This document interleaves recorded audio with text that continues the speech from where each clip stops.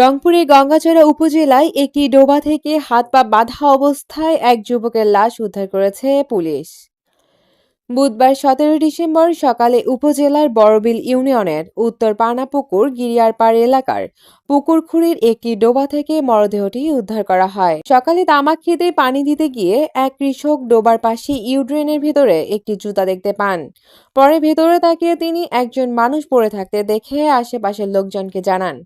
স্থানীয়রা এসে দেখেন ইউড্রেনের ভেতরে হাত পা বাঁধা অবস্থায় এক যুবকের লাশ পড়ে আছে।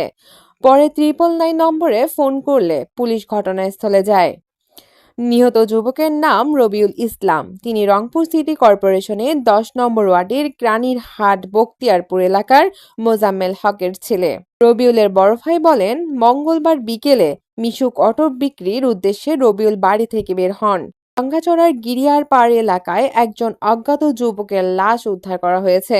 খবর পেয়ে পরিবারের সদস্যরা ঘটনাস্থলে এসে লাশ শনাক্ত করেন। গঙ্গাচড়া মডেল থানার পুলিশ পরিদর্শক তদন্ত আবু হানিফ সরকার বলেন, আজকে সকালে আমরা সংবাদ পাই যে বড়বিল কুরিয়ার দোলা সেখানে একটি ছোট কালভার্টের নিচে অজ্ঞাতনামা এক ব্যক্তির মৃতদেহ আছে। সেই সংবাদের ভিত্তিতে গঙ্গাচড়া থানা পুলিশ, সিআইডি, পিবিআই সহ আমরা ঘটনাস্থলে উপস্থিত হই, লাশ উদ্ধার করি, শ্রদ্ধা প্রস্তুত করি। ইতিমধ্যেই কার্যক্রম চলাকালীন ভিক্টিমের যে নিখোঁজজন তারা ঘটনাস্থলে এসে মৃতদেহ শনাক্ত করে। তার নাম রবিউল, বয়স 29।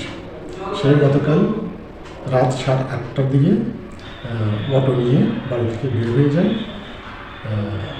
আর বাড়িতে না ফেরায় ভিক্টিমের লোকজন বিভিন্ন জায়গায় খোঁজাখুঁজি করে আজকে সংবাদ পায় যে গঙ্গাচড়া থানা এলাকায় এই ঘটনাস্থলে আসেনি তারা।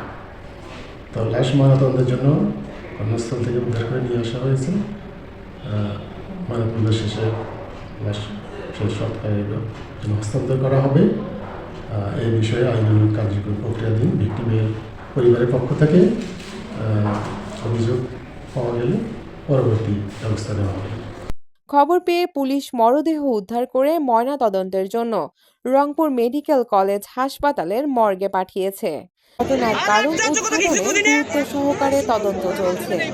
দৈনিক বাংলা, রংপুর।